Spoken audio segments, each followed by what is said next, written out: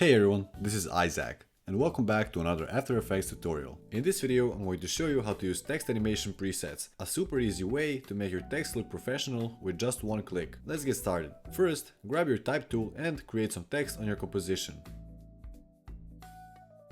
I'm going to customize my text.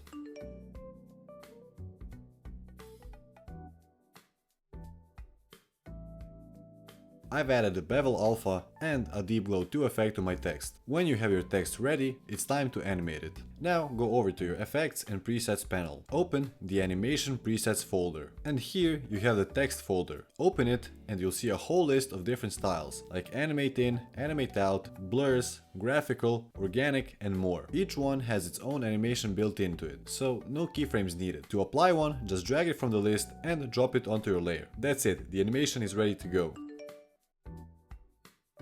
My personal favorite is the slide and pop in.